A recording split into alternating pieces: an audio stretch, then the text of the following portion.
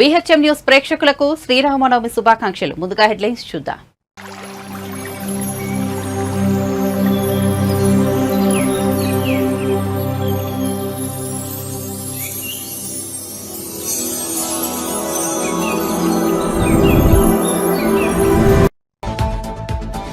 భద్రాచలంలో అంగరంగ వైభవంగా సీతారాముల కళ్యాణం. స్వామివారికి పట్టు వస్త్రాలు, ముత్యాల తలంబరాలు సమర్పించిన సీఎస్. రాములవారి కళ్యాణంలో పాల్గొన్న మంత్రులు బట్టి విక్రమార్క, కొండా సురేఖ, పొంగులేటి శ్రీనివాసరెడ్డి.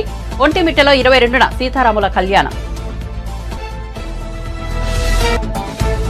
పెడనలో ప్రజాగలం సభ. హాజరైన చంద్రబాబు, పవన్ కళ్యాణ్. నీ ఎమ్మెల్యేలను ఎందుకు బదిలీ చేశావు జగన్ అంటూ పవన్ ఫైర్. నోరుంది కదా అని ఇష్టం వచ్చినట్టు మాట్లాడొద్దంటూ వ్యాఖ్యలు.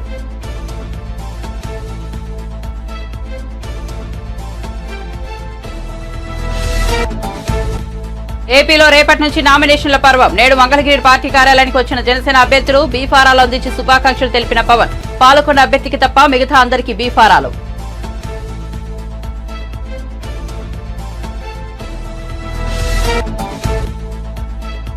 దేశంలోనే దరిద్రమైన పాలన అందించిన ఘనత కేసీఆర్ ధీనని ఎద్దేవా చేసిన కోమటిరెడ్డి వెంకటరెడ్డి. రేవంత్ రెడ్డిని చూడలేక కేసీఆర్ అసెంబ్లీకి రావడం లేదని విమర్శ. మేం గేట్లు తెరిస్తే బీఆర్ఎస్ లో ఎవరూ మిగలరని వ్యాఖ్య. రేవంత్ రెడ్డి రాజకీయాల్లో స్వతంత్రంగా ఎదిగిన వ్యక్తి అని ప్రశంస. ఇక వార్త వివరాల్లోకి వెళ్తే భద్రాచలంలోని మిథిలా స్టేడియంలో వైభవంగా సీతారాముల కళ్యాణం జరిగింది. ప్రభుత్వం తరపున ప్రభుత్వ ప్రధాన కార్యదర్శి స్వామివారికి పట్టు వస్త్రాలు, ముత్యాల తలంబ్రాలు సమర్పించారు. తెలుగు రాష్ట్రాల నుంచి కళ్యాణం చూసేందుకు భారీ ఎత్తున ప్రజలు తరలివచ్చారు. కళ్యాణ మహోత్సవంలో ఉప ముఖ్యమంత్రి మల్లు బట్టి విక్రమార్క, మంత్రులు కొండా సురేఖ, పొంగిరెడ్డి శ్రీనివాసరెడ్డి తదితరులు పాల్గొన్నారు. మధ్యాహ్నం 12 గంటల 30 నిమిషాల వరకు స్వామివారి కళ్యాణ క్రతువు ఉంటుంది.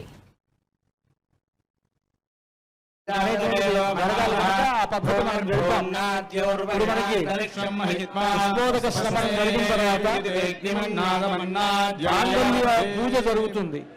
ఆ మాంగళ్యానికి ఉండేటువంటి విశిష్టత ఏమిటి అనంటే, సూత్ర మూలే తతో గౌరీ, సూత్ర మధ్యే సరస్వతి, సూత్రాగ్రేతు మహాలక్ష్మీ, సౌమంగళ్యాధిదేవతా అని ఆ మాంగళ్యంలో గౌరీ, సరస్వతి, మహాలక్ష్మి ముగ్గురు వేయించేసి ఉంటారు. పూర్తిగా సౌభాగ్యం. ఆ మాంగళ్యం అనేటువంటిది అమ్మవారు లక్ష్మీ స్వరూపం. అది ఆ అమ్మవారిని తలుచుకుంటూ మాంగళ్య పూజ అనేటువంటిది జరుగుతుంది. మనం చేస్తున్నట్లుగా భావించి ఒక మాంగళ్యాన్ని దాంతో చేర్చారట.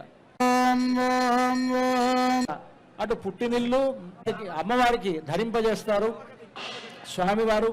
అటువంటి ఒక గొప్ప విశేషం కలిగినటువంటి మాంగళ్యం అది. అంతా మాంగళ్య పూజ జరుగుతుంది, సేవిద్దాం. పునఃసంకల్ప్య ప్రాణాయామం కృత్వా ఓం ఓం ఓం శ్రీమదఖిలాండకోటి బ్రహ్మాండనాయకస్య భద్రాచల సీతాలక్ష్మణ సమేత శ్రీరామచంద్రస్వామినః తిరుకళ్యాణ మహోత్సవాఖ్యే కర్మణి మాంగళ్య పూజాం కరిష్యే ఇది సంకల్ప్య మాంగళ్యాధిష్టాన దేవతాయై శ్రీం శ్రీయై నమః, శ్రీ మహాలక్ష్మీ నమః, శ్రీదేవ్యై నమః, శ్రీ భూదేవ్యై నమః, శ్రీ నీలాదేవ్యై నమః ఆవాహయామి. ఓం ఐం హ్రీం శ్రీం శ్రీయై నమః. అత్ర ఆవాహిత శ్రీ మహాలక్ష్మీ నమః, శ్రీదేవ్యై నమః, శ్రీ భూదేవ్యై నమః. ధ్యాయామి, ఆవాహయామి, ఆసనం సమర్పయామి, పాదయోః పాద్యం సమర్పయామి, హస్తే స్వర్ఘ్యం సమర్పయామి, ముఖే ఆచమనీయం సమర్పయామి, ఔపచారికేన స్నానం. ఓం ఆపోహిష్ఠామయో భువస్థాన ఊర్జేతు భాగనా దీపం సందర్శయామి. ధూపదీపానంతరం శుద్ధాచమనీయం సమహిషే అఖిల. ఓం దేవస్య దర్శయామి. ఒక్కొక్క పద్ధతిలో రాముల కళ్యాణం జరిపించినప్పుడు పాణిగ్రహణం చేయించాట. చూడండి, అంతా కూడా ఇప్పుడు మాంగళ్యం చూపిస్తున్నారు అర్చక స్వాములు. ఇది సీతమ్మ వారి మెడలో రామచంద్రమూర్తి అలంకరిస్తాడు. ఆ మాంగళ్యంలో 3 మాంగళ్యాలు ఉన్నాయి. ఒకటి పుట్టినింటి వారి మాంగళ్యం, ఒకటి మెట్టినింటి వారి మాంగళ్యం, ఇంకొకటి భక్తులైనటువంటి రామదాసు గారు తయారు చేయించినటువంటి మాంగళ్యం. అంతా సేవించండి. ఆ మాంగళ్యాన్ని రామచంద్రమూర్తి సీతమ్మ వారి మెడలో అలంకరిస్తారు ఇంకొద్దిసేపట్లో. మన పద్ధతిలో దక్షిణ దేశంలో మాంగళ్య ధారణ అనేటువంటిది ముహూర్త సమయానికి జరుగుతుంది. తమిళనాడు ఆ ప్రాంతాలు. మన తెలుగు వారు ముహూర్త సమయానికి జీలకర్ర బెల్లం ఉంటుంది. ఇవన్నీ కూడా మనలో కలిసిపోయి ఉన్నాయి. ఈ ఆచారాలన్నీ ఇవన్నీ మన ఇష్టాన్ని కాపాడడం కోసమని సీతమ్మ కంఠేర్పయామి శుభగే మాంగళ్య మంత్రాన్ని పఠిస్తూ సీతమ్మ వారి ఆ కార్యక్రమం మంగళీరితి మంత్రేణ శ్రీ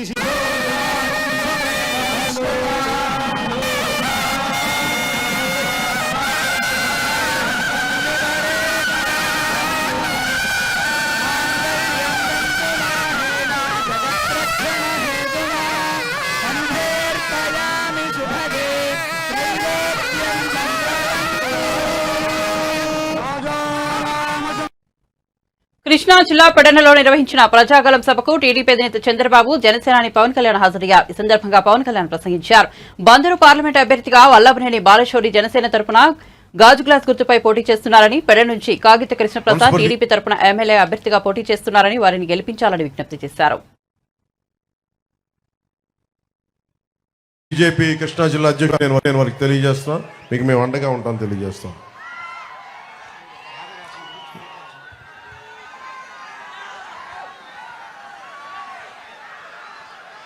జగన్ నేను మాట్లాడుతా భీమవరంలో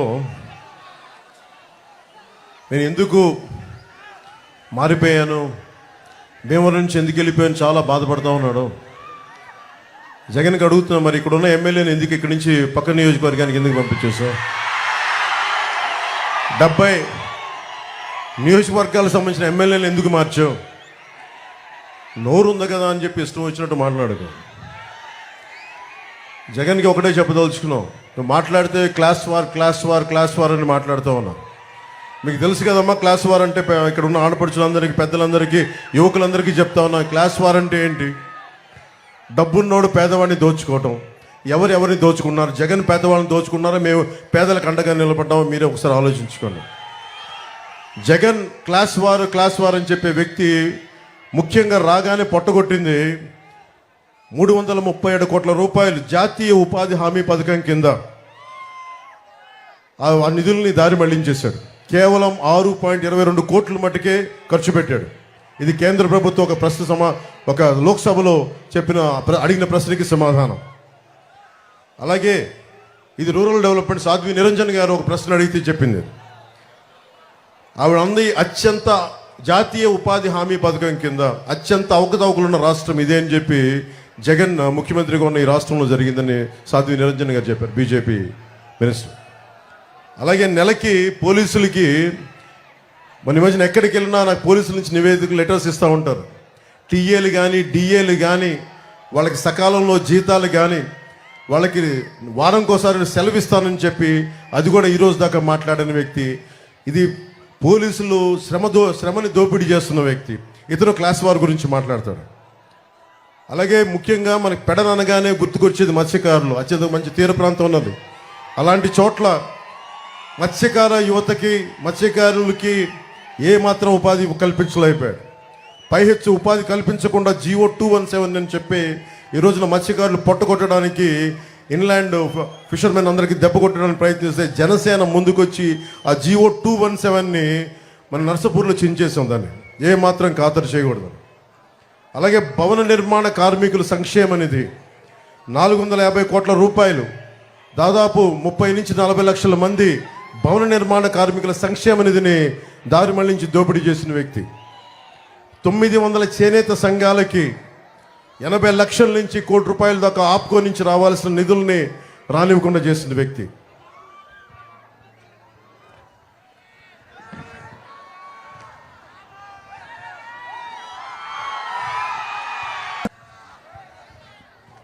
పెట్టాడు జన సైనికుల మీద. మట్టి మాఫియా కోసం ఫిర్యాదు చేస్తే ఇక్కడ పెడన యువత వాళ్ళని చెట్టు కట్టి కొట్టాడు ఈ వ్యక్తి. నా దగ్గరికి జనవాణికి చనిపోయిన ఒక జడ్జి తల్లి నా ఆస్తిని అతను అనుచరులు దోచేసుకున్నారు, నాకు అండగా ఉండంటే నాకు నిజంగా నిస్సహాయత బాధేసింది. కేసీఆర్ కనుక కాంగ్రెస్ పార్టీని టచ్ చేస్తే బీఆర్ఎస్ పునాదులే కూల్చేస్తామని మంత్రి కోమిటిరెడ్డి వెంకటరెడ్డి తీవ్రంగా హెచ్చరించారు. ఎన్టీఆర్ కు వెన్నుపోటు పొడిచిన సమయంలో కేసీఆర్ కూడా అని మీడియాతో మాట్లాడుతూ దేశంలోనే దరిద్రమైన పాలించిన అందించిన ఘనత కేసీఆర్కే దక్కుతుందని ఎద్దేవా చేశారు. ముఖ్యమంత్రి రేవంత్ రెడ్డిని చూడలేకే కేసీఆర్ అసెంబ్లీకి రావడం లేదని విమర్శించారు. కాంగ్రెస్ పార్టీ కనుక గేట్లు తెరిస్తే బీఆర్ఎస్ పార్టీలో మిగలడానికి ఎవరూ ఉండరని వ్యాఖ్యానించారు. మరో 3 నెలల్లో బీఆర్ఎస్ కనుమరుగు కావడం ఖాయమన్నారు. భార్యాభర్తలు ఇంట్లో మాట్లాడుకునేవి కూడా ఇని ప్రణీత్ రావు, ప్రభాకర్ రావు, రాధాకృష్ణారావు, వేణుగోపాలరావు, ప్రభాకర్ రావు అంతా నీ చుట్టాలను పెట్టుకొని దేశంలో ఎక్కడ లేని విధంగా దరిద్రమైన పాలన అందించి ఈరోజు నిన్న నువ్వు మాట్లాడితే నిజంగా ఎంత కోపం వస్తుందంటే ఎన్నికైన ప్రభుత్వాన్ని ఏడాదిలో పతనం అవుతుందా? అయితే నువ్వేం దోపిడితోని మా ఎమ్మెల్యేను కొనాలనుకుంటున్నావా? ఒకటే నీకు వార్నింగ్ ఇస్తున్న కేసీఆర్, నువ్వు టచ్ చేసి చూడు కాంగ్రెస్ పార్టీని. 3 నెలల్లో నీ పార్టీలో మీ ముగ్గురున్నారు, మీ బంధువులు ఎమ్మెల్యేలు తప్ప ఒక్కటి లేకుండా టీఆర్ఎస్ పార్టీ లేకుండా నీ పార్టీ ఆఫీస్ పునాదులతో సహా లేపేస్తాం హైదరాబాద్లో. నువ్వు చేయలేని పనులు చేస్తుంటే గవర్నమెంట్ పడేస్తా నీకు ఎంత ధైర్యం ఉండాలి? దొంగ దీక్షలు చేసి విటమిన్ డి ఇంజక్షన్లు తీసుకొని నా దగ్గర 50 పేపర్లు మా గోనె ప్రకాశ్రావు RTI తీసుకొని నాకు ఇచ్చిండు. ఇంజక్షన్ తీసుకుంటే 50 ఏళ్ళు కూడా బతకొచ్చు. మణిపూర్లో ఒక అమ్మాయి 20 ఏళ్ళు ఏదో దీక్ష చేసింది. దొంగ దీక్ష చేసి మాట్లాడితే సావు నోట తలకాయ పెట్టినా అని చెప్పి, తెలంగాణ తెచ్చినా అని చెప్పి దొంగ మాటలు మాట్లాడింది. దళితులకు 3 ఎకరాలు ఇస్తా అని, ముఖ్యమంత్రి చేస్తా అని మోసం చేసి ఇవాళ మా గవర్నమెంట్ జోలికి వస్తావు. బిడ్డ నీ సంగతి చెప్తాను. నువ్వైతే మళ్ళాసారి ఆ మాట మాట్లాడితే మేము భూమి ఇచ్చి కట్టిన నీ టీఆర్ఎస్ పార్టీ ఆఫీస్ కూడా పునాదులతో సహా లేపేస్తాను. మళ్ళాసారి మీరు మాట్లాడితే మేము తలుచుకుంటే ఇప్పటికే నీ దగ్గర 30 మంది ఎమ్మెల్యేలు మా దాంట్లోకి వస్తుండే. నువ్వు వస్తానన్నా వద్దంటున్నాం. వాళ్ళు బలవంతంగా కొందరు వస్తున్నారు మేము సపోర్ట్ చేస్తామని, అభివృద్ధి కోసమని. నీలాగా చేయదలుచుకుంటే ఇవాళ 9 మంది కూడా మిగిలిపోతుంది దగ్గర. నీలాంటి పాస్పోర్ట్ దొంగలు దొంగ పాస్పోర్ట్ వేసుకొని వాళ్ళని బొంబాయిలో తీసుకొచ్చి రేవుల దగ్గర వదిలిపెట్టి డబ్బులు దోసుకొని నీలాంటి వాడు ముఖ్యమంత్రి అయినప్పుడు ఆయన కొట్లాడి ఒక రైతు కుటుంబంకి వెళ్ళి వచ్చి ఇలా ఇండిపెండెంట్ జడ్పీటీసీ అయ్యి, ఎమ్మెల్సీ ఇండిపెండెంట్ అయ్యి, ఎమ్మెల్యే MP అయ్యి ముఖ్యమంత్రి అయ్యిండు. నీలాగా చిల్లర దందాలు చేయలే. ఒక ముఖ్యమంత్రి పట్టుకొని లిల్లిపిట్ అని చెప్పి ఇష్టం ఉన్నట్టు మాట్లాడుతున్నావు. ఆయనకు ఒక్క మెదక్ సీటు వస్తుందని అనుకుంటు కానీ అది కూడా వస్తలేదు. ఒక్క సీటు తెచ్చుకో కేసీఆర్, నీకు ఛాలెంజ్ చేస్తున్నాను. ఒక్క సీటు మాకు ఉన్నది పోటీ బీజేపీకి మధ్యలోనే. నువ్వు అనుకుంటున్నావు కేసీఆర్ ఇవాళ నీ పని అయిపోయింది. రేవంత్ రెడ్డి ముఖం చూస్తే అర్థమైపోయింది ఆయన ముఖం చిన్నపోయిందని.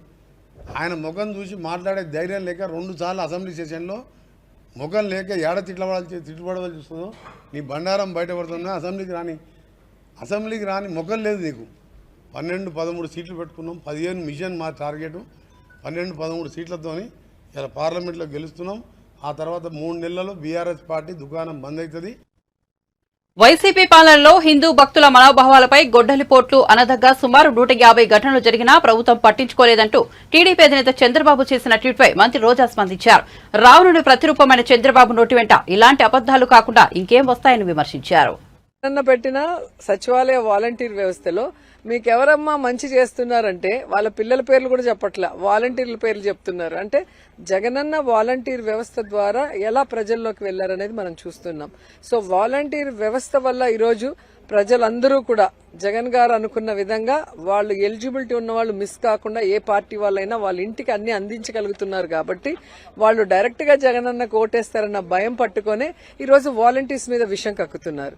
సో ఈ రోజు వాలంటీర్స్ ని వీళ్ళు రెస్ట్రిక్ట్ చేయాలని చెప్పి పెన్షన్లు ఇవ్వనీయకుండా ఇబ్బంది పెట్టారు. అసలు నువ్వేంద్ర మేమే రిజైన్ చేసి మేమే ప్రజల్లోకి వస్తాము అని చెప్పి వాళ్లే వచ్చి స్వచ్ఛందంగా ప్రజల్లో తిరుగుతున్నారు. ఈ రోజు ఎంత వ్యతిరేకత తెలుగుదేశం పార్టీకి వచ్చిందో మీరు చూశారు.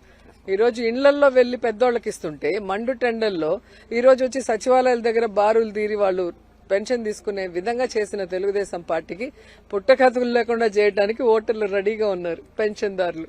ఈరోజు ఒక నీచమైన సంస్కృతి చంద్రబాబు నాయుడుది. ఏ విధంగా ఎన్టీఆర్ మీద చెప్పులేయించారు, ఈరోజు జగనన్న మీద రాళ్లేయించారు. ఎంత స్ట్రాంగ్ గా కొట్టారో మనం చూస్తున్నాం. ఆయనకు తగిలి పక్కనున్న ఎమ్మెల్యే క్యాండిడేట్ వెల్లంపల్లికి తగిలి అంత డ్యామేజ్ అయిందంటే అది ఎంత ఫోర్స్ లో వచ్చి ఉంటుంది, ఎన్నిసార్లు కరెంటు కట్ అయింది.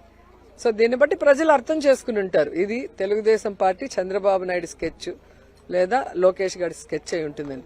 ఇప్పుడు దాన్ని డ్యామేజ్ ని సర్దుకునే దానికి రాష్ట్రం అంతా కూడా చంద్రబాబు నాయుడు నీచ రాజకీయాలను గుర్తిస్తున్నారని తెలుసుకొని ఈ రోజు డ్రామా ఆడటం స్టార్ట్ చేశారు. కానీ ఎవరు కూడా సింపతి చూపించట్లేదు చంద్రబాబు నాయుడుకి. ఎందుకంటే అతను ఏం చేశాడు, ఎందుకు జరిగింది అనేది అందరికీ తెలుసు. సో జగన్మోహన్ రెడ్డి గారు ఎప్పుడూ నీచమైన రాజకీయాలు చెయ్యడు, ఎప్పుడు కూడా ఫేర్ పాలిటిక్స్ చేశాడు, అభివృద్ధి పాలిటిక్స్ చేశాడు. ప్రజలకి మంచి చేసి వారి అభిమానం పొంది వారి ఆశీస్సులతోనే ముఖ్యమంత్రి అవ్వాలనుకున్నాడు. పొత్తులు పెట్టుకోనో, రాళ్లేసో, చెప్పులేసో, లేదా ఎవరో ఒకరిని వెన్నుపోటు పొడిచో అవ్వాలన్న ఆలోచన జగనన్నకి ఎప్పుడూ లేదు. అందుకే జగనన్న పోరాడాడు, ప్రజల్లో ఉన్నాడు, పాదయాత్రలో కష్టాలు విన్నాడు, చూశాడు, వాటికి పరిష్కారం చెప్పారు. ఆ భరోసాతో ముఖ్యమంత్రి అయిన మొదటి రోజు నుంచి ఆయన సంతకం సంక్షేమ సంతకం అభివృద్ధి వైపుకి నడిచింది. సో జగనన్నని చంద్రబాబు నాయుడు కాదు కదా ఎవ్వరూ ఏం చేయలేరు. ప్రజలందరూ కూడా జగనన్న వెనుకున్నారు, జగనన్నకి అండగా ఉన్నారు. సీఎం జగన్ పై రాయితో దాడి వ్యవహారంలో వడ్డెర సామాజిక వర్గానికి చెందిన మైనర్లను బలిపశులను చేస్తున్నారంటూ టీడీపీ నేతలు మండిపడుతున్నారు. తెలుగుదేశం పార్టీ జాతీయ అధికార ప్రతినిధి కొమ్మారెడ్డి పట్టాభిరామ్ దీనిపై మీడియా సమావేశం నిర్వహించారు. నాడు 2019లో కోడికత్తి డ్రామాకు ఒక దళితుడిని బలి చేశారని, ఇప్పుడు ఒక బీసీని బలి చేస్తున్నారని ఆగ్రహం వ్యక్తం చేశారు. ఏదో ఒక విధంగా ఈరోజు బలమైనటువంటి ప్రతిపక్ష పాత్ర పోషిస్తున్నటువంటి తెలుగుదేశం పార్టీ, ఆ పార్టీకి చెందినటువంటి ముఖ్య నాయకులు ఎవరైతే గత 5 సంవత్సరాల కాలంగా జగన్మోహన్ రెడ్డి ప్రభుత్వంలో జరుగుతున్నటువంటి అవినీతి అక్రమాలను కానివ్వండి, వాళ్ళు చేస్తున్నటువంటి అరాచకాలను కానివ్వండి, బలంగా ఎవరైతే ప్రశ్నిస్తున్నారో అటువంటి వ్యక్తుల్ని ఇరికించేటటువంటి కుట్ర కూడా జరుగుతోంది. ఒకటి ప్రజల వద్ద నుంచి సానుభూతి పొందే కుట్ర, రెండోది బలమైనటువంటి వాయిస్ని ప్రజల పక్షాన వినిపిస్తున్నటువంటి నాయకుల్ని ఇరికించేటటువంటి కుట్ర. 2 రకాలుగా కూడా తాడేపల్లి ప్యాలెస్ కేంద్రంగా ఈ కుట్రకి తెరలేపారు జగన్మోహన్ రెడ్డి, అతని దొంగల ముఠ. విజయవాడలో ఆ రోజున ముఖ్యమంత్రి గారి బస్సు యాత్ర సందర్భంగా ఏం జరిగిందో ప్రపంచం మొత్తం చూశారు. ఏనాడు ముఖ్యమంత్రి యాత్రలలో కరెంటు పోనిది ఆ రోజున కరెంటు పోయింది. ఒక రకంగా చెప్పాలంటే కరెంటు తీసేశారు. కరెంటు తీసేసి కుట్రపూరితంగా చీకట్లో ముఖ్యమంత్రిని బస్సు పైన నుంచోబెట్టి ఒక గులకరాయి దాడి డ్రామాకి ఏ విధంగా తెరలేపారో ప్రపంచం మొత్తం చూసి ఆశ్చర్యపోవటమే కాకుండా ఒక రకంగా నవ్వుకున్నారు. ఇంకెన్ని రోజులయ్యాయి డ్రామాలని చెప్పి. 2019 ఎన్నికలకు ముందు విశాఖపట్నం ఎయిర్పోర్ట్ కేంద్రంగా మీరు ఆడినటువంటి కోడికత్తి డ్రామా ఏంటో, దానిలో అకారణంగా మరి ఒక దళిత బిడ్డని బలిపశువుని చేసి కోడికత్తి సీను పరిస్థితి అంటే వాళ్ళు మనందరికీ తెలుసు. 5 సంవత్సరాలు రాజమండ్రి కేంద్ర కారాగారంలో ఏ రకంగా మగ్గాడో, మొన్న మధ్యనే అతి కష్టం మీద అతన్ని బెయిల్ ద్వారా బయటకు వచ్చినటువంటి పరిస్థితి. ఇదే సీను నేను రాజమండ్రి సెంట్రల్ జైల్లో ఉన్నప్పుడు నాతో కలిసి మాట్లాడటం జరిగింది. అన్నా, ఈ రకంగా నన్ను బలిపశువుని చేస్తా ఉన్నారు, ఒక దళిత బిడ్డ అకారణంగా ఇరికించి కోడికత్తి డ్రామాలో అతన్ని బలిపశువుని చేసి, కనీసం జగన్మోహన్ రెడ్డి ముఖ్యమంత్రి అయిన తర్వాత కోర్టుకు కూడా హాజరు కాకుండా ఆ కేసులో 5 సంవత్సరాల పాటు కోర్టు నుంచి తప్పించుకుని తిరిగి ఒక దళిత బిడ్డని బలిపశువుని చేశాడు. ఇవాళ అదేవిధంగా ఈ గులకరాయి డ్రామాలో కూడా బీసీ వర్గానికి చెందినటువంటి వారు, బలహీన వర్గాలకు చెందినటువంటి వడ్డెర సామాజిక వర్గానికి చెందినటువంటి యువకుల్ని దాదాపు 10 మందిని వాళ్ళని బలవంతంగా అరెస్టు చేసి తీసుకువెళ్లి చిత్రహింసలకి గురి చేస్తా ఉన్నారు. ఈ రోజున విజయవాడ సిపి కాంతిరాణా టాటా ఆధ్వర్యంలో బలహీన వర్గానికి చెందినటువంటి 10 మంది వడ్డెర సామాజిక వర్గానికి చెందినటువంటి వారిని అక్రమంగా అరెస్టు చేసి చిత్రహింసలు గురి చేస్తా ఉన్నారు. అదేవిధంగా ఈ మధ్య కాలంలోనే తెలుగుదేశం పార్టీలో చేరినటువంటి దుర్గారావు అనేటువంటి వడ్డెర సామాజిక వర్గానికి చెందినటువంటి నాయకుడు, అతనిని కూడా అదుపులోకి తీసుకుని అతని పైన కూడా థర్డ్ డిగ్రీ ప్రయోగిస్తున్నట్టు తెలుస్తోంది. ఇదంతా కూడా కేవలం ఈ రోజున మా పార్టీ పాలిట్ బ్యూరో సభ్యులు, మా పార్టీ తరపున గత 5 సంవత్సరాలుగా మడమ తిప్పకుండా పోరాడుతున్నటువంటి వ్యక్తి బోండా ఉమామహేశ్వరరావుని ఏదో ఒక విధంగా ఈ గులకరాయి డ్రామాకి సంబంధించినటువంటి కుట్రపూరితమైనటువంటి కేసు ఏపీలో ఏప్రిల్ 18 ఎన్నికల నోటిఫికేషన్ వెలువడనుంది. గురువారం నుంచి నామినేషన్ల పర్వం షురూ కానుంది. ఈ నేపథ్యంలో జనసేనాని పవన్ కళ్యాణ్ శ్రీరామనవమి నాడు తమ పార్టీ అభ్యర్థులకు బీఫారాలు అందించారు. టీడీపీ, బీజేపీ పార్టీలతో పొత్తు కారణంగా జనసేన పార్టీ ఈసారి 21 అసెంబ్లీ స్థానాలు, 2 లోక్సభ స్థానాల్లో మాత్రమే పోటీ చేస్తున్న సంగతి తెలిసిందే. పాలకొండ అసెంబ్లీ నియోజకవర్గ అభ్యర్థికి మినహా మిగతా 20 అసెంబ్లీ అభ్యర్థులు, 2 పార్లమెంట్ నియోజకవర్గ అభ్యర్థులకు పవన్ కళ్యాణ్ బీఫారాలు అందజేసి శుభాకాంక్షలు తెలిపారు. పాలకొండ అభ్యర్థి నిమ్మక జయకృష్ణ రావడం ఆలస్యం కావడంతో ఆయనకు తర్వాత బీఫామ్ అందజేయనున్నారు. మీడియా సోదరులు, కీలకంగా ఆంధ్రప్రదేశ్ ఎలక్షన్స్ని చూస్తున్న మీడియా హౌస్ ఇచ్చిన హృదయపూర్వక నమస్కారాలు. ఈ రోజున ఒక పాలకొండ మినహా దాదాపు 20 మంది ఎమ్మెల్యేలుగా, 2 పార్లమెంట్ సభ్యుల్ని ఈరోజు అందరికీ బీఫామ్స్ ఇవ్వడం జరిగింది. పాలకొండ అభ్యర్థి కూడా దారిలో ఉన్నారని తెలుస్తూ ఉంది. వరుస వారికి కూడా అందజేస్తాం. ఎన్నికలు చాలా కీలకమైనవి. ఈ ఎన్డీఏ అలయన్స్ కూడా 2019 మేము రిజల్ట్స్ తర్వాత నుంచి చాలా కీలకంగా పనిచేసి ఒత్తిళ్లను ఎదుర్కొని రాష్ట్రం సుభిక్షంగా ఉండాలి, ఓటు చీలకుండా ఉండాలి, ఈ అవినీతి పాలన, ఈ దుష్ట పాలన అంతమొందించాలి అని ఒక దృఢమైన సంకల్పంతో ఈ రోజున ఎన్డీఏ అలయన్స్ని ఫామ్ చేశాం. మా బాధ్యత ముందు నుంచి మేము చెప్తా ఉన్నది పొలిటికల్ అకౌంటబిలిటీ.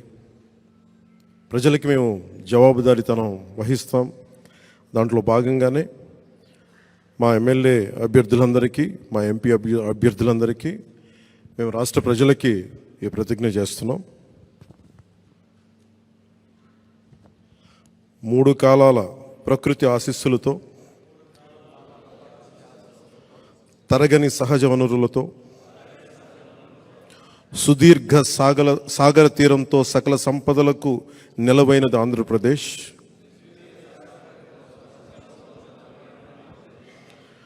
అప్పుల ఆర్థిక విధానాలు, తప్పుడు పరిపాలన వల్ల ఇప్పుడు మనకి తిప్పలు తప్పడం లేదు. 5 ఏళ్ల పాలనలో రాష్ట్రం అధోగతి పాలైంది. మనమంతా కలిసికట్టుగా నడుం బిగించి మళ్ళీ మన అన్నపూర్ణ ఆంధ్రప్రదేశ్ను పునర్నిర్మించుకోవాల్సిన అవసరం ఎంతో ఉంది. ప్రజాస్వామ్యంలో ప్రజలే ప్రభువులు కనుక వారికి జవాబుదారీగా ఉంటూ పారదర్శక పాలనను అందించాల్సిన కర్తవ్యం రాజకీయ వ్యవస్థది. తెలుగువారి జీవన రేఖ పోలవరం పూర్తి, నదుల వైఎస్ వివేకానందరెడ్డి హత్యపై జమ్మలమడుగు నియోజకవర్గ బీజేపీ అభ్యర్థి ఆదినారాయణరెడ్డి కీలక వ్యాఖ్యలు చేశారు. వివేక హత్య గురించి జగన్ దంపతులకు ముందే తెలుసునని పేర్కొన్నారు. వైఎస్ఆర్ జిల్లా జమ్మలమడుగులోని బీజేపీ కార్యాలయంలో బుధవారం ఆదినారాయణరెడ్డి మీడియాతో మాట్లాడారు. పథకం ప్రకారం వివేకానందరెడ్డి హత్య జరిగిందన్నారు. రాజకీయంగా లబ్ధి పొందేందుకు వివేక హత్య విషయంలో తమపై నిందలు మోపారని ఆరోపించారు. ముఖ్యంగా వాళ్ళ సాక్షి టీవీలో విజయసాయి రెడ్డి గారు చెప్పినారు, గుండెపోటుతో వివేకానందరెడ్డి గారు చనిపోయినాడని. విజయసాయి రెడ్డి కూడా మరొక రాజ్యసభ ఎంపీ. అక్కడ స్పాట్ లో ఉండే అవినాష్ రెడ్డి గారు వాళ్ళ మామ రవీంద్రనాథ్ రెడ్డి, ప్రస్తుత సీఎం గారి యొక్క సొంత మేనమామ, కమలాపురం ఎమ్మెల్యే, ఆ రోజు నా మీద కేసు మోపినాడు. నేను బీటెక్ రవి, ఇప్పుడు ఆ పార్టీలో చేరిన సతీష్ రెడ్డి అందరం కలిసి చంపినామంటారు ఆ రోజు. ఆయన ఇప్పుడేమంటాడు, అది హత్య చేసేది గంగిరెడ్డి అంటే ఆదినారాయణ రెడ్డి కాదు, సోద్యం చూసినాడంట. నువ్వు అవినాష్ రెడ్డి ఆ విధంగా చేస్తున్నాడని మీ మామ ఎమ్మెల్యే, వైఎస్ఆర్ ప్రస్తుత ఎమ్మెల్యే, ఆయన కూడా క్యాండిడేట్, ఆయన ఓపెన్ గా చెప్తున్నాడు. మా అవినాష్ రెడ్డికి పూర్తి తెలియదు, అది హత్య చేసినది గంగిరెడ్డి అంట, కడిగినది గంగిరెడ్డి అంట అని. అట్టే కాకుండా శంకరయ్య అని సిఐ ఆయన ఓపెన్ గా స్టేట్మెంట్ ఇచ్చినాడు. ఇది హత్య అని చెప్తాంటే కూడా నోరు పంపించేది ఎవరు? నువ్వు ఎట్లా నోరు పంపిస్తావు? 201 సెక్షన్ ప్రకారం హత్య ప్రదేశంలో హత్య నేరాన్ని రూపు మాపుతేది చూసేది కూడా కేసే 201. నువ్వు ముద్దాయి కాదని ఎట్లా చెప్తావు? నీ ఇంట్లో గూగుల్ టేక్అవుట్ ఉంది, సిబిఐ చెప్తాంది. అసలు ఇది భారతి గారికి జగన్కు తెలియకుండా జరగలేదు హత్య. కారణం ఏంటంటే నేను చెప్తాను మీకు ఎగ్జాంపుల్. అసలు ఆ రోజు మార్చి 15 తెల్లవారుజామునే ఆ రోజు ఎక్స్ చీఫ్ సెక్రటరీ అజయ్ గల్లం గారు అతను ఉమారెడ్డి వెంకటేశ్వర్లతో పాటు ఒక టీమును పిలిచినాడు. నా యొక్క ఇంటెలిజెన్స్ ప్రకారం చెప్తున్నా, అసలు ముందుగానే హత్య జరిగేది తెలుసు కాబట్టి వాళ్ళకి అప్పచెప్పి పని ఆ శవం చూడడానికి రావాలనుకున్నాడు. కానీ అది ఉల్టా తిరిగి ఏదో లోపాయికారిగా సంపాలనుకున్నారు. అది హత్యని నిర్ధారణ వాళ్ళు బాధపడి ఖచ్చితంగా పోస్ట్ మార్టం చేయమని వాళ్ళ కుటుంబ సభ్యులు చెప్తే అప్పుడు హత్య కేసు అవుతుందని మా మీద దోషినారు. ఈ స్థానిక ఎమ్మెల్యే చెప్తున్నా, వాడు చెయ్యని తప్పే లేదు, చెయ్యని మోసం లేదు. ఏదో పల్లెల్లో తిరుగుతాడంట. ఏదానికి తిరుగుతాడు పల్లెలు? ఆ పల్లెలో ఏం దొరుకుతుంది? సహజ వనరులు ఏం దొరుకుతాయి? దాన్ని ఎలా మింగాలి? ఇక్కడైతే రాయి ఏమైనా దొరుకుతుందా? ఇసుక దొరుకుతుందా? మట్టి దొరుకుతుందా? గ్రావెల్ దొరుకుతుందా?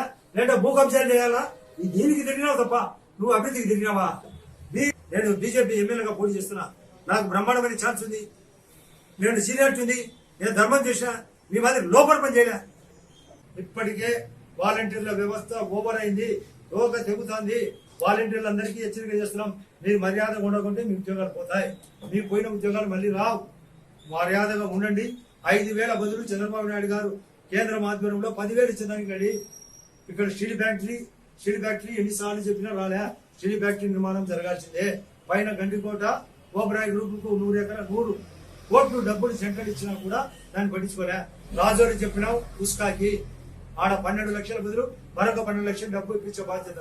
కారణం ఆడ 16 లక్షల రూపాయలు తక్కువ లేదు రేటు. మా వాడు భూపేశ్ రెడ్డి మా వానికి నీ వానికి నాకంటే ఎక్కువ ఓట్లు ఏమని చెప్తున్నా. కారణం ఈ చెత్త అవినాష్ రెడ్డి ఓడిపోవాలి. టీవీ స్క్రోలింగ్ ముఖ్యంగా వాళ్ళ సాక్షి టీవీలో విజయసాయి రెడ్డి గారు చెప్పినారు గుండెపోటుతో వివేకానంద రెడ్డి గారు చనిపోయినాడని. విజయసాయి రెడ్డి కూడా మరొక రాజ్యసభ ఎంపీ. అక్కడ స్పాట్ లో. బులెటిన్ ముగించే ముందు హెడ్లైన్స్ మరోసారి చూద్దాం. భద్రాచలంలో అంగరంగ వైభవంగా సీతారాముల కళ్యాణం. స్వామివారికి పట్టు వస్త్రాలు, ముత్యాల తలంబ్రాలు సమర్పించిన సీఎస్. రాములవారి కళ్యాణంలో పాల్గొన్న మంత్రులు బట్టి విక్రమార్క, కొండా సురేఖ, పొంగులేటి శ్రీనివాసరెడ్డి. ఒంటిమిట్టడ 22న కళ్యాణం.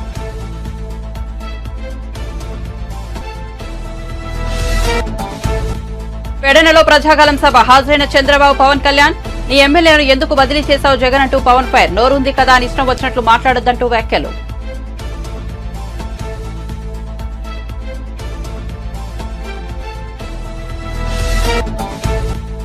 ఏపీలో రేపటి నుంచి నామినేషన్ల పర్వం. నేడు మంగళగిరిలో పార్టీ కార్యాలయానికి వచ్చిన జనసేన అభ్యర్థులు బీఫారాలు అందించి శుభాకాంక్షలు తెలిపిన పవన్. పాల్గొన్న అభ్యర్థికి తప్ప మిగతా అందరికీ బీఫారాలు.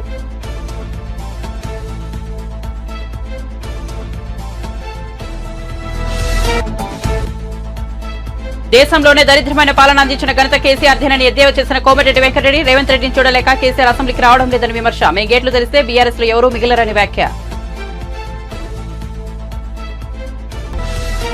మరిన్ని అప్డేట్స్ కోసం చూస్తూనే ఉండండి VHM న్యూస్.